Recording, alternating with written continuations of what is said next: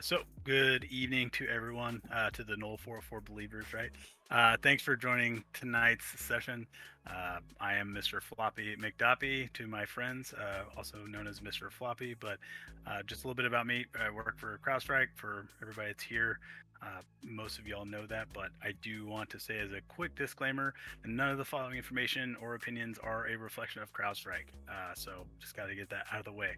But with that said, let's jump into one of the bigger topics right now, I think, in cybersecurity, the breaches that have impacted Okta. They are kind of a key player in identity and access management, and I think kind of understanding who they are and all of that is really important to cybersecurity professionals everywhere. So, with that, let's jump into the agenda. So, we're going to talk about what is Okta, what are some of the foundational concepts that we need to understand, I think, to fully grasp the importance of these breaches or these hacks, and then talk about the different breaches that have actually occurred.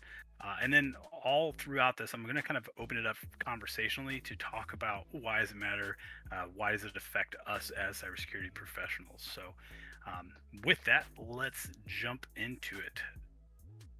All right. So, uh, here's actually, I just wanted to ask, kind of show of hands, or if you just want to come off mic, who actually is familiar with Okta and has it active in their organization? Do we have anybody? I don't know if we're monitoring the chat there. Let me look real quick. We just Working. recently What's that? we Okta. So good. I'm Nice. familiar with it. I've used it before in the past. Okay, gotcha. Yeah, I feel like most professionals in cybersecurity have either seen it, used it, or maybe even installed it. And that's what I was actually interested. I'd asked in the group chat if anybody's actually installed it before, kind of implemented it for their organization. But yeah, no worries there. I was curious if we had anybody who's had it active, if any of these hacks actually affected their implementation with their organization. But obviously, that's something we can kind of talk offline on. Or if everybody wants to maybe do that at the end, I think that'd be cool. So with that, let's jump into it though. Okta is, I think it's kind of interesting. It actually has dual significance. So in meteorology, Okta describes the amount of cloud coverage at any given location. It has a really nice parallel with what Okta does as a company with cloud computing and cloud IDaaS or cloud-based identity management. And just kind of as that measures the visibility of the sky, right? Okta measures and controls really the visibility and access into software environments. Over here, we can kind of see the services that they provide. So we have a single sign-on, essentially simplifying login process for users. Universal directory. This one's actually interesting. It's creating a centralized directory that pulls in multiple sources so that you can kind of broadcast across with consistent identity information. So you're basically able to kind of streamline that user experience there. Advanced server access is one that I thought was super interesting. So they actually can reach into servers, which is traditionally something that's a little harder for the identity as a service systems to do. So that's one of their newer ones. And then API access management, they're able to kind of control who and what can interact with your APIs, your exposed APIs, and that's obviously pretty crucial in today's apps. Everything is API based. But we also have multi-factor authentication, lifecycle management, and access gateway. The one thing I'm going to kind of compare and contrast here are single sign-on and multi-factor authentication, because I've actually heard people use these interchangeably. They're obviously pretty different things. I also kind of had to do a little learning there as well for my job. So we'll eventually walk through that. But I do think it's kind of important to notice that with all of these services, they do have a vast number of services that a provider like Okta essentially integrates themselves into your organization. They provide this awesome service, but as they become more embedded, the more services they provide, the kind of the deeper you dive into their product, uh, the more difficult it is to make a decision to pull out of that as a service, right? So I think that it's interesting to view that through a couple different lenses. How does a breach affect Okta? First of all, right? Do they need to be more conscious of their cybersecurity posture? Because obviously, with customers trusting them to provide this authentication service, if they get breached, it's obviously not just their organization that is kind of at stake here. There's the ripple effect across all the other organizations that rely on them. So, just kind of an interesting thought that I like to kind of ponder there. So let's jump into single sign-on versus MFA, right? Just kind of compare two here. And obviously, some people on the call might be very familiar. I'm kind of doing this to talk to like newer folk as well, so provide a little extra content there. So essentially, single sign-on is really going to be an authentication service that allows users to have one login credential set that access multiple applications, right? It allows it to be pretty convenient because you can access those from a single logon. That makes it so that you're streamlining your user experience. And then there's obviously simplicity with that. It reduces your need to remember a ton of different credentials and also minimizes password fatigue. There's efficiency as well. So if you look at it from the IT department's perspective, right, you're only managing like fewer passwords in that case, so it makes it a little bit easier. And then also from the user's perspective, but really you're just trying to create a user-friendly environment in your organization with a single sign-on service. So that is something that Okta provides. And then also they provide MFA, which is more, if single sign-on is simplifying access, I think that MFA is adding an extra layer of security. So it gives you a robust set of verification forms, so you can use that to kind of increase your cybersecurity posture.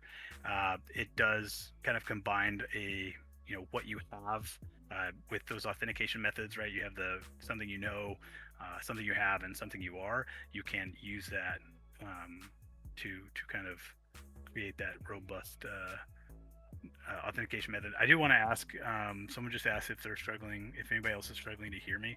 Can you all hear me pretty well? Yeah, I was going to mention I can hear you okay, but we do hear some like the music is kind of chopping in and out. Oh, okay. What about now? Is that any better? I actually don't have any music playing currently, so that's why I'm kind of curious. No? Oh. No. Let me That's also weird. make sure that it's muted over here, though. It went away music. though. There was definitely music all the way No, up until yeah, you said yeah. Yeah. Oh, Well, okay. I was saying like I could barely hear it behind me, but I had it like pretty far down, then I turned it down. Is everything okay now? Yeah, it sounds good. Yeah. Okay, perfect. Jesus is Yeah. my beatbox. What's that? Jesus is my beatbox. Oh yeah, no, absolutely. It was Dark Tech like intro, I think is the name of the song. So but yeah, I with was that, liking it. yeah, it kind of reminded me of the podcast a little bit, honestly. So with that though, we can kind of reduce. We already talking about like the authentication methods, kind of adding a layer of defense there. I do think that it's kind of crucial to have MFA. There are a surprising number of organizations that don't use it, especially if there are like free versions of it. I just think that it is definitely something that increases your cybersecurity posture. But I also think that they're not mutually exclusive, right? You can have single sign-on MFA, and they do work best when combined. So they kind of form that layered defense around your data and user identities. With that, though, any questions on this before I keep moving? Awesome. All right, so exploring some more of the foundational concepts here. Obviously, I like to tie it back into some of the things that we're seeing as far as in certifications and all that. So start with the CIA triad, right? So we have confidentiality, integrity, and availability.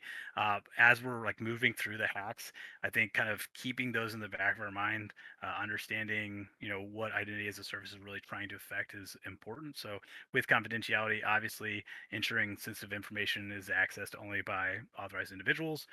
Obviously, Okta is going to play a huge role here by providing that authentication mechanism to verify those identities. With integrity, right, we're trying to protect the trustworthiness of data, the accuracy of that data therein. So actually, this is where I think Okta's fallen pretty short on the internal systems that they have set up. But we'll explore that a little bit as we move on. And then availability. I think that availability is a hard one to tie into identity as a service. Just having scalable, accessible services is huge if you're looking at it from Okta's perspective. But this is something I thought was really interesting. According to the Verizon data breach investigation report, 85% of breaches involved a human element, and 61% were related to stolen or misused credentials.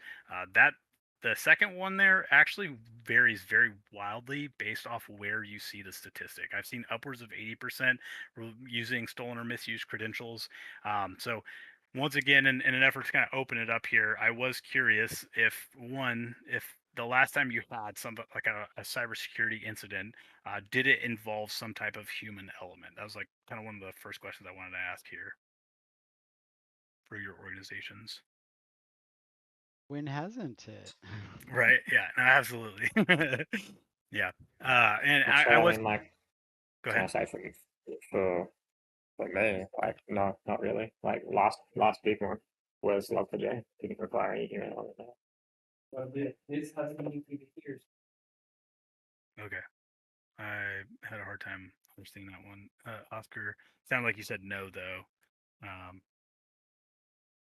did anybody else catch that? Yeah, he said log4j. Oh, okay, got it. Yep, absolutely. So yeah, I do think that vulnerabilities or like a vulnerability assessment tool is going to be super critical in that. But it does seem like a lot of threat graphs, a lot of intel reports are saying there's a huge rise in stolen or misused credentials. So I do think it's kind of obviously the crux of every cybersecurity program is the end user. It's human error that kind of leads to most breaches. But I think that having something like identity as a service solution can help mitigate that. But then you also have to layer on, vulnerability assessments. What else? Like dark web monitoring is a big one that I think is huge because if you're looking for a proactive mentality from a cybersecurity professional standpoint, looking into what I call the fog of war, right? Looking to see how your organization has been targeted is super important. So, yeah, with that, let's jump into the actual breaches. Oh, yeah, look at that sweet video right there. All right, cool. So just quick question: does anybody know how many times Okta has been breached in the last 3 years? More than 5?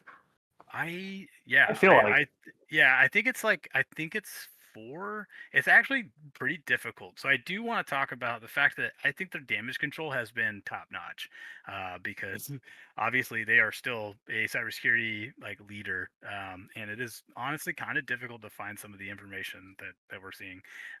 But well, I did kind of compile some here. So 2022 December, the big ones we're going to look at today are the March and November hacks, but it does look like their source code was actually stolen in December and September of 2022. But in March 2022, this was one of the bigger ones. There was a kind of a big breach that affected 2.5% of their customers. And then in August of 2023, there was kind of some rumblings of actually third party, like their customers essentially, some of their more sophisticated customers were saying, hey, we're seeing some weird stuff, and kind of let Okta know that they may need to look into that. So we'll dive into these. But from my account, I think it's like 4 or 5, and it's honestly kind of nuts. And this is just 2 years. So yeah. So the first timeline for the 2022 breach, essentially what we saw was Okta kind of essentially saw uh, a new factor added to a SITL. I don't actually know how to say this. SITL, SITEL account from an unfamiliar location. What this did was it kind of gave them a prompt action, and they essentially like flagged it as compromised and blocked it, which is kind of interesting because in the report that they released, they said that it was an unsuccessful attempt. And I'm doing bunny ears over here because we'll see what y'all think as we move through this. But January 21st, they terminated all the user sessions, suspended the account, and started kind of sharing indicators compromised with that third-party organization, Satel. But this kind of, I don't know. I think that I'm trying to. I want everybody to kind of look at this through the lens of like both the adversarial perspective, but also like try to put yourself in Okta's shoes for a second, because that's like honestly, I've had a lot of fun thinking about what would I do in this situation, whether it be the incident response, whether it be their security teams or the CISO, because we'll talk about I think his name's David Bradbury and kind of uh, how he's handled things. So, but with that, February 28th, it looks like the forensic firm actually completed its analysis of the actual event. And then March 10th, this is kind of where we think maybe Okta may have messed up. The forensic firm actually filed the report on the 10th, and then I don't think it was really released until like much later. So Okta received that report on the 17th of March, and then on the 22nd, Lapsus, sorry, actually posted screenshots on Telegram, which is really what caused the huge uproar, and kind of the news outlets to really dig into that. But they did release on, I think, March 23rd. They finally did release a full forensic report. And so I guess like my question is, if you're Okta and you have, I think it was 2.5% of their customer base was affected by this. Um, how do you walk the line between damage control? Because you are obviously a cybersecurity solutions firm. If you get breached, or if the media gets wind that you are breached, you're going to lose a ton of money. So you have all these like different, pressures, perspectives on that. So I was just curious, from y'all's perspective, as a professional, is it better to just be completely transparent, or do you kind of keep it closer to the chest? And how would you walk that line? Good question. I would think because it's Okta and it, you know, they may not have PHI, right? They may not Yeah, have regulations of PCI or GDPR or something because of its authentication, that they don't have to, divulge as much as if they were held to regulations. So I would think they would kind of, just not say so much because they yeah, don't have restrictions to tell them otherwise. yeah. Absolutely. And I do think that in this case specifically, it does seem like Okta played it a little closer to the chest, and so was a little bit slow in the release of information, and obviously faced some pretty wide criticism from that. And I do think that if you're a cybersecurity solution, uh, a delayed response is putting your customers at risk. It can break that trust with the public. And we'll actually see in the next one we talk about. I think they swung to the other side of the spectrum there. So I'm curious if like it seemed like maybe this influenced their response in 2023. But I do think that there's some trade-offs to each strategy. If you're trying to be as transparent as possible as you get information, you're sharing it with the media. Obviously, that can create misinformation, and we'll actually explore that with the 2023 thing, the 2023 breach rather. But then also, like you're walking the line of like I need to inform these customers, these stakeholders, and kind of keep them informed based off of whatever legal requirement you have. So, but yeah, just interesting. Honestly, I just think that at the end of the day, there's a lot of pucker factor, right? If you're in their security team's position, or you're the CISO here.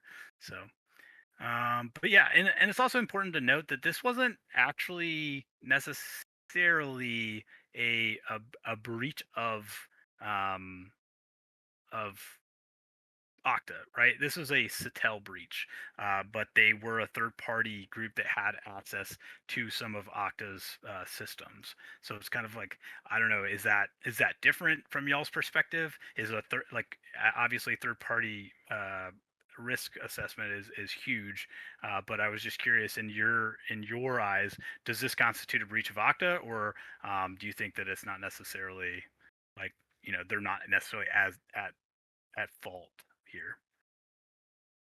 Depends how far that forensics went, right? If they breached Okta, got in, and then actually touched some Okta data, which it sounds like they got their GitHub at one point in time, right? Then it's That an was Okta problem. Yeah, that was actually a separate incident, so that didn't have anything to do with this one. Well, I don't know if that's actually true or not. They may have been using that data to do some of this stuff, but it does seem like they didn't necessarily get access to like an admin portal or anything like that. But with that, we can kind of jump into. I was actually curious. Anybody else, want to chime in on this? Do you think that Okta? Yeah, go ahead. Yeah, honestly, I mean, I can see that technically speaking, if you're splitting hairs, you could kind of separate it out and go, well, Okta can only really control directly our own systems, right? And you could try to split hairs like that, but it doesn't. It doesn't matter. I mean, it's just however they got in, right? And it's like, how did Seidel have that access? Well, they had a business relationship with Okta, so it was more, I mean, you got to have some level of trust, but that's the thing. It's like, who do you trust? These business relationships that you form, and who's at risk, right? And this is an example of a bad business decision, because whatever shenanigans were going over at Seidel. I mean, you can't really know everything, but it's like, if trust is your bread and butter here, and that's kind of like what's being damaged, well, then that kind of gets jacked up. And then look at the position that they're in, and honestly, I have no sympathy for these guys. It's like, if security is their what they're selling, okay, and the shit hits the fan over, even if it's something they can't control, they were ultimately responsible for it. Period. In my opinion, Yeah, honestly. absolutely. And it looks like I put it in the meetup text there. It looks like they were actually customer support contract Yeah. workers, Yep, sub absolutely. processors for Okta. Yeah. So it's an Okta deal issue. Yeah, and it's actually interesting because we'll get into this. Basically, this is pulled almost directly from the Okta's response. They said it was an unsuccessful attempt to compromise account of customer support. I'm like, based off what we're going to see in a second, I'm not sure how this was an unsuccessful attempt. But they said that it was a 5-day window from January 16 to 21 where they basically had access to support engineer's laptop. And then what they were able to do was reset passwords, multi-factor authentication for users. They said they're unable to obtain those passwords though. But big criticism here was that they're like, why do they have access to this in the first place as these support engineers? And then if we look at Oh well, we'll actually get there in a second. But essentially, it was kind of one of those like need to know. Is this something that they should have access to as a support engineer? And we'll see from the adversarial perspective like what they were able to get. And I'd like to everybody keep in mind that they said it was an unsuccessful attempt to do this. So. But to talk about the actual adversary, because I thought this was super cool, Lapsus was the name of the adversary. Just quick overview of them as a group, right? They are essentially a cybercriminal game that kind of gained international attention around 2020. That kind of around the same time the COVID hit. Probably just honestly, from my perspective, I think there's a bunch of bored teenagers that kind of got into stuff that they probably shouldn't have. But they started doing attacks in 2021, 2022, and then their tactics and techniques were essentially a lot of social engineering. They used SIM swapping, credential stuffing, but they would use that to gain initial access after a phishing attack, and often would purchase credentials from other criminal gangs, and then once inside the network, they'd use that to pull out sensitive data, and then typically use that for extortion. Their targets, they've actually had relatively successful, and I mean, I'm saying this like like it's a good thing, but it's obviously terrible. But they've actually breached Microsoft, Samsung, Nvidia, and Okta. So some really well-known organizations. I mean, in ITN of the cybersecurity space, but just honestly, kind of impressive there. They are known to be really brazen, and I really do think that it has to do with how young they seem to be, based off some of like the threat reports and some analysis of how they operate, they do seem to be mostly teenagers, but they're willing to go on Telegram and post stuff and engage with the kind of the public, ask for like, hey, what should we do next, kind of thing. So pretty interesting from there. But it does seem, yeah, like it's mostly younger kids. There have been a couple of suspected members that were arrested. So they were, I think that was in like 2022. They had some arrests that were made, but they are mostly notable, or the biggest events that they had were leaking proprietary information. It does look like source code. I need to go back. I wasn't able to do a ton of investigation into those source code incidents. So good call out there. I'll go back and see if there was any attribution for those. But it's really kind of weird. There wasn't a whole lot of financial gain that we saw from this group. It was more activism. But I just wanted to, kind of pause when you see these tactics and techniques. What are some ways that you see to kind of secure your organization? If you're like, hey, I'm a new CISO, I know for a fact that Lapsus is going to target me. What are you going to focus on and prioritize? Actually, yeah. Actually, I was kind of dying to ask you, because it's like, if you're dealing with this, company that, Okta, that's got this, they got in through these third-party contractor guys or whatever, right? And it's Yeah. like, maybe they're working remotely, so they got a laptop, that has the ability to do this kind of stuff. It's like, how many companies are in the same exact situation?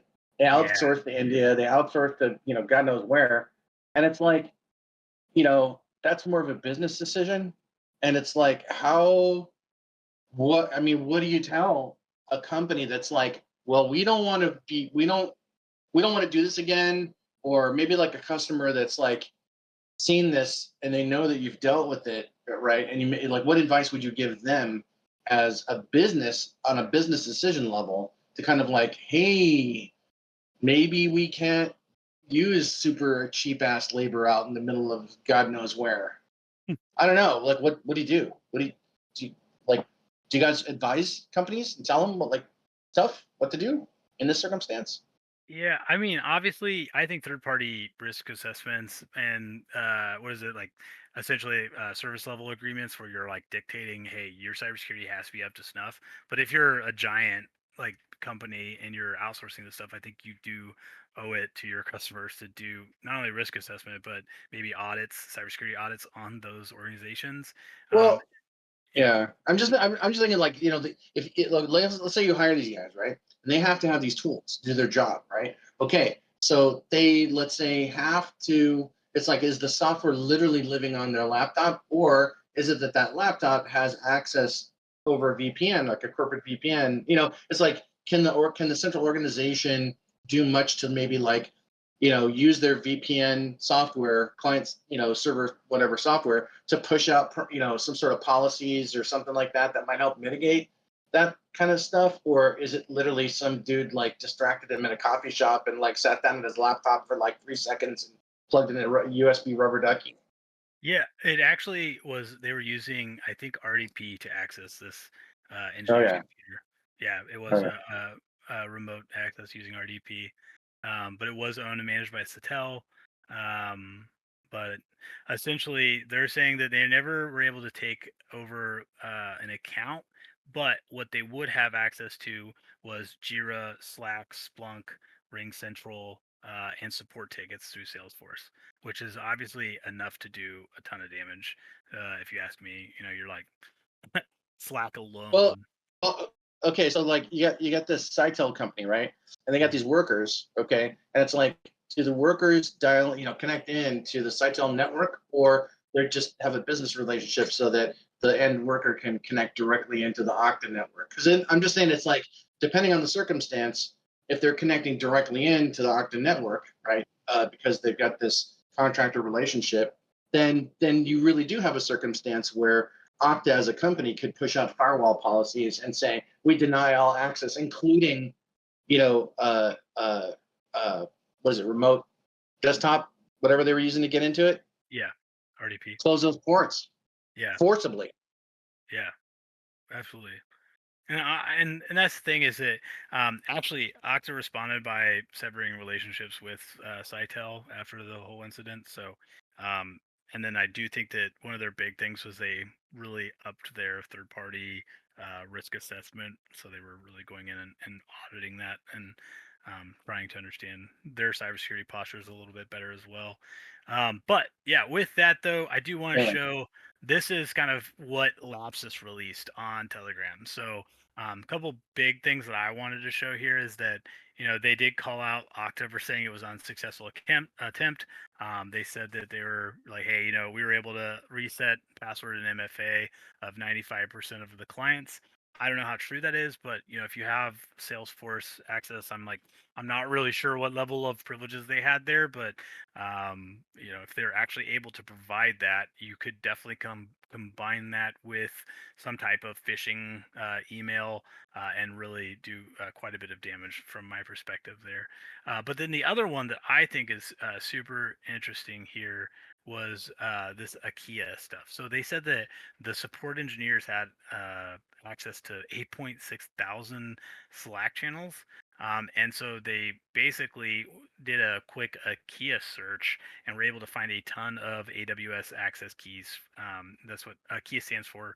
IKEA is the beginning of these AWS access keys. I'm not super knowledgeable on this, but it does seem like it'd be pretty intense if you're able to get a hold of these. I don't know if anybody else can speak to that, but it does. These are for mostly for IAM roles or root users in AWS. So, is anyone more familiar with that? I don't know. I just wanted to see if this would be, pretty devastating from an AWS perspective. I mean, that is a common problem, right? I mean, I don't know if I had conversations with Sinek about this. You're Sinek? Here? Oh, anyway. Yeah. But yeah, okay. Yeah, I mean, have we talked about this kind of thing, or did this subject ever come up about GitHubs out there that like have fucking these IAM keys? Yeah. It's a really common problem. Yeah. So yes, it's a widespread known problem, and any kind of a tool or service that'll help a company, kind of check their shit. I mean, isn't there something like within AWS to help kind of scan for that shit? Yeah, So GitHub and it looks like AWS both do that. it looks Yeah, like IKEA is the start of the yeah, it is. any key that starts with IKEA is AWS account root user. Yep. That's awesome. And so they were able to kind of like very quickly find those, it seems like, in Slack. But that's another thing I just wanted to call out, there are a lot of organizations that use Slack, and I don't necessarily know if that's something that is monitored by all organizations. If you were to like go into your Slack channels and kind of look for proprietary information or PII, like I'm not sure if you'd find it. I'd hope not, but that is just another thing that I really hadn't even thought of as a threat vector. If somebody was able to access, my Slack, it's like what kind of attacks could Yeah, they pull off, or what I, information could I they find?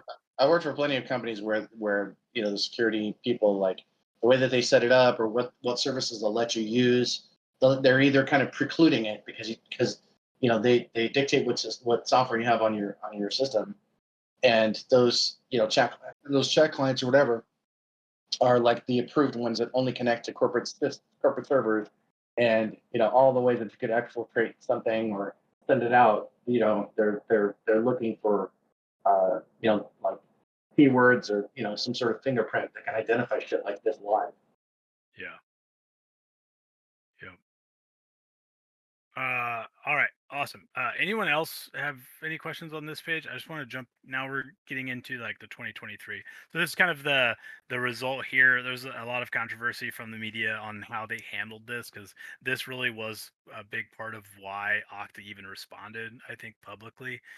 So maybe played it a little too close to the chest, in my opinion. But we're going to see that shift in the 2023. Oh, yeah, this is David Bradley is their CISO. He did say, hey, only 2.5% of those in our customer base were impacted by this, but that's, I mean, that was, I think, 400 customers essentially. So kind of a big scope.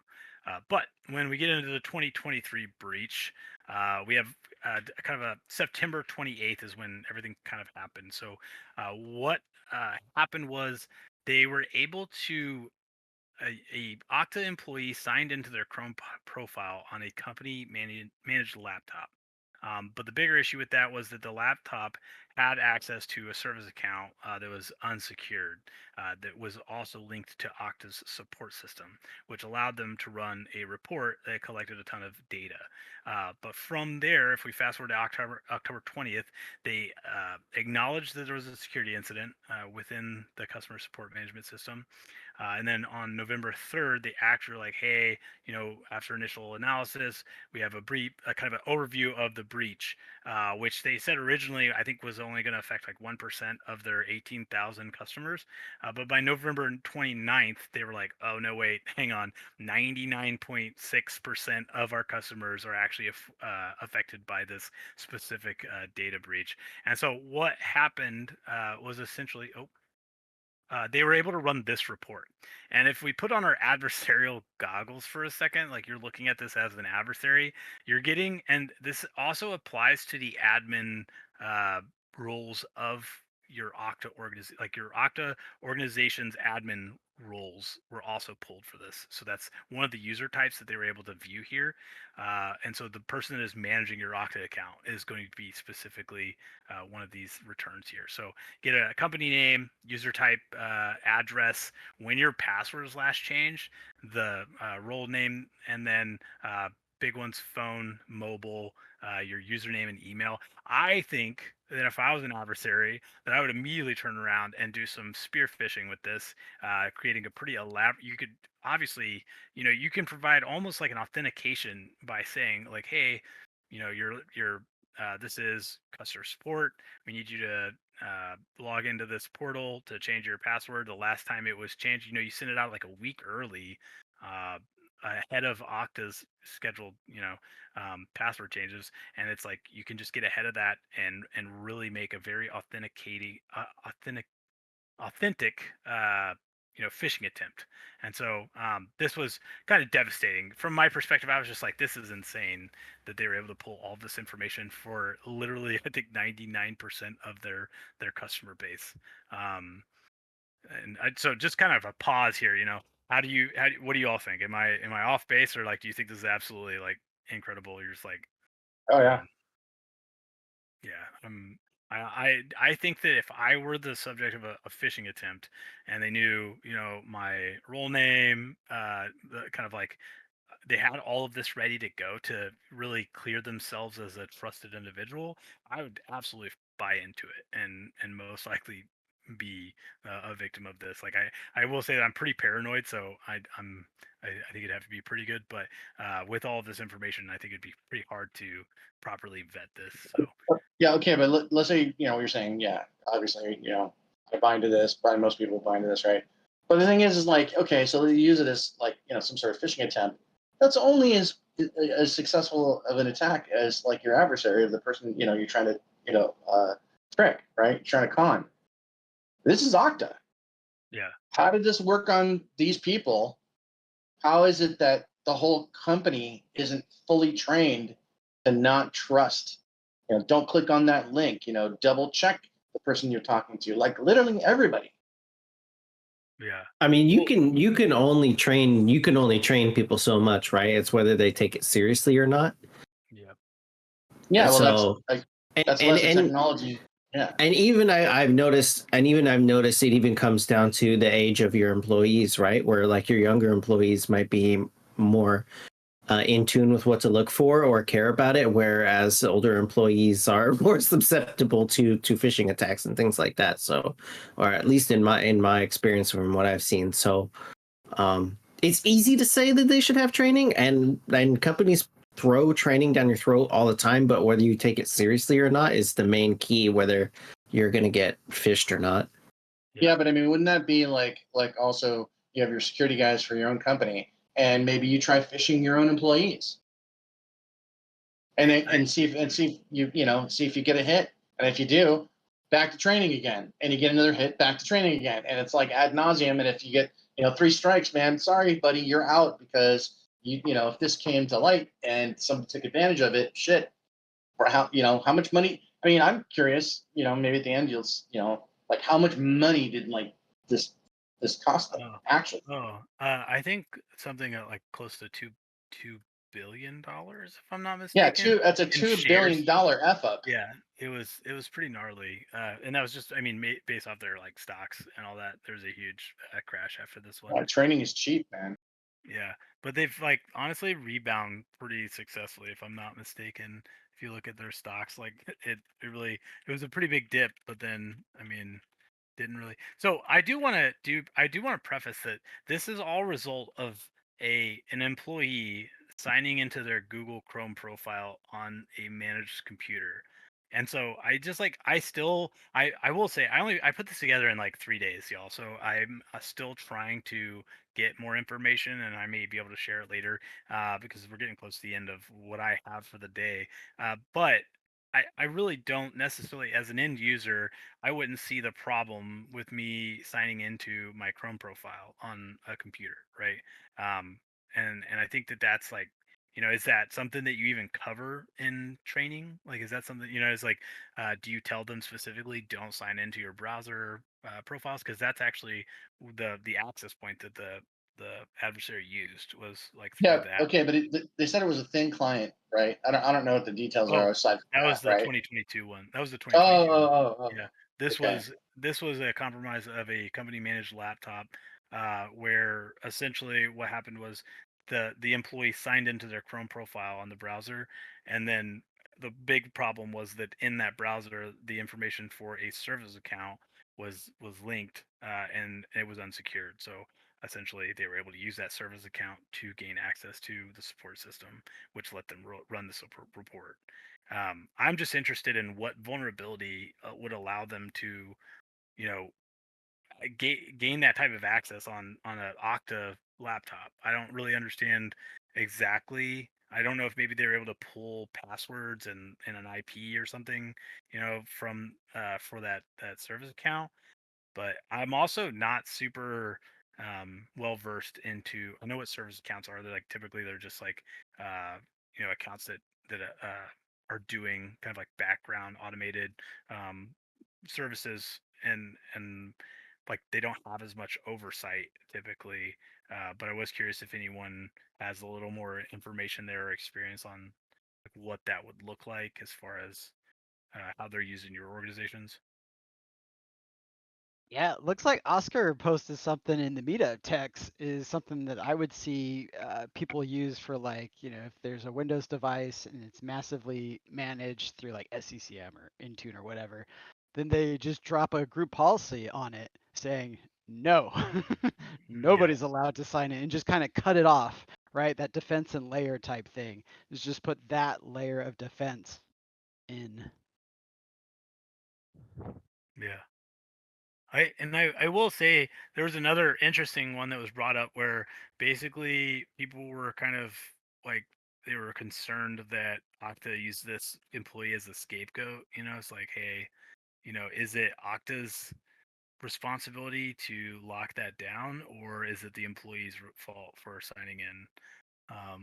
So just a interesting one there. They must have taken the Yeah. page out of the SolarWinds accident or incident where the It was an CEO blamed intern. one of the interns.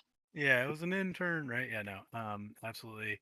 Uh Definitely I think as cyber professionals, I hope we never have to make that type of choice on, who is ultimately at fault there. But from my perspective, if you're in charge of cybersecurity, you kind of own that, right? So at the end of the day, like you do have to kind of own some responsibility in what you are responsible for. So I think you have to kind of like, take that and say, hey, like this is my organization.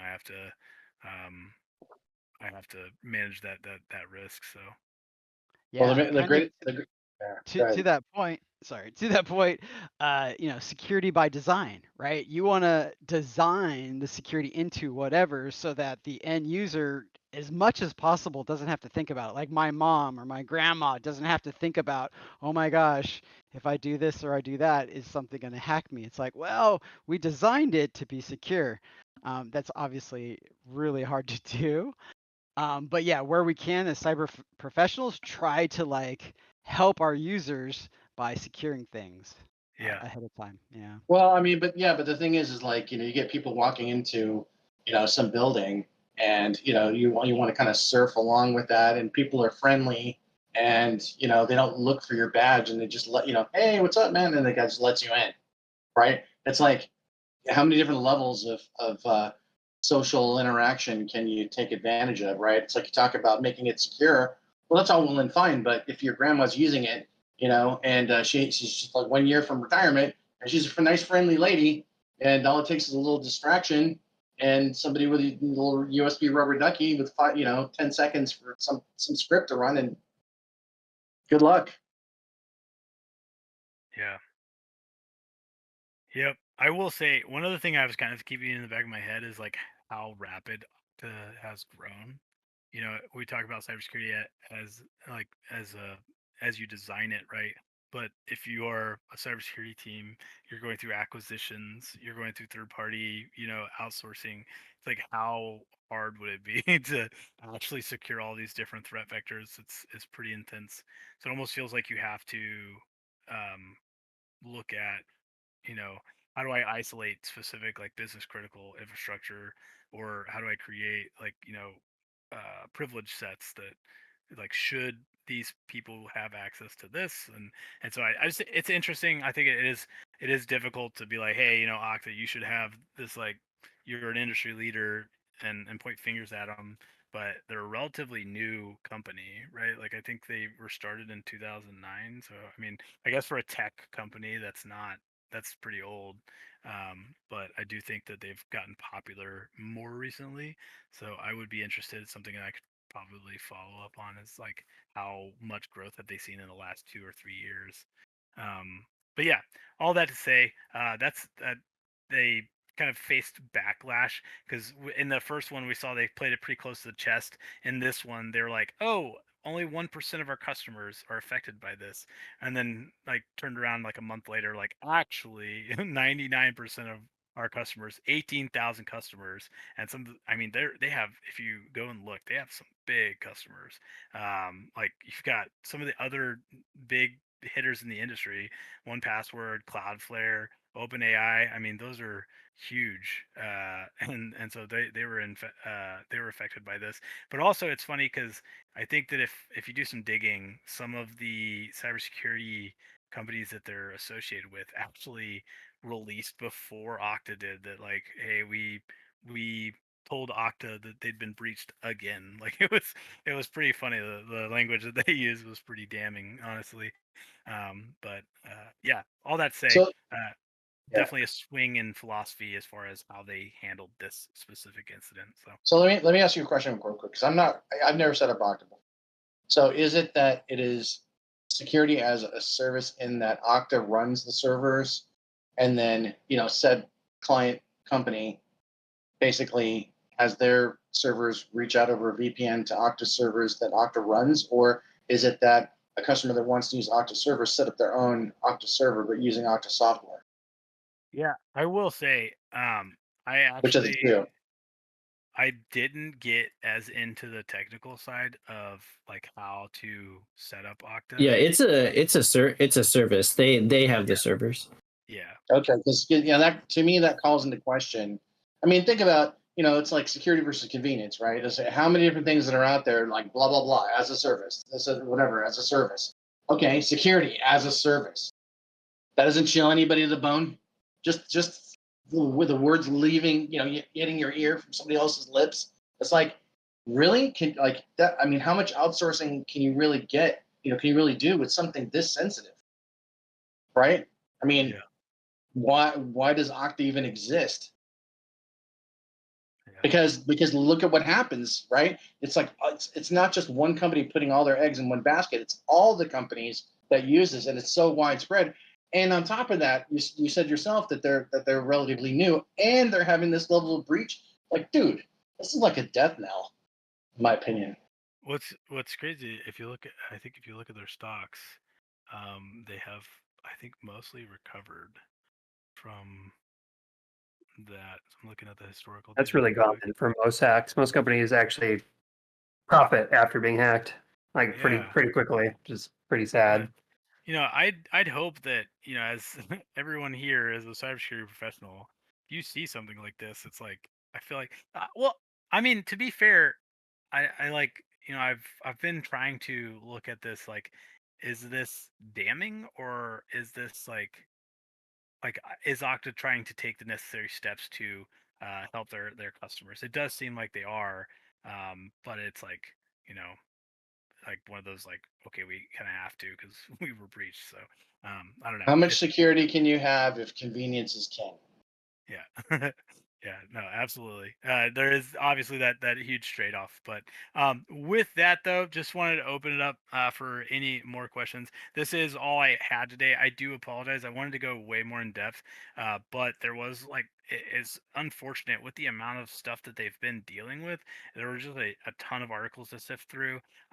It's actually crazy. There was one more that I don't think was mentioned. I think in 2023, like midway through the year, they had their healthcare provider was breached, and 5,000 of Okta's employees were affected, where they stole social security numbers, emails, addresses of both the employees and some of their significant others. So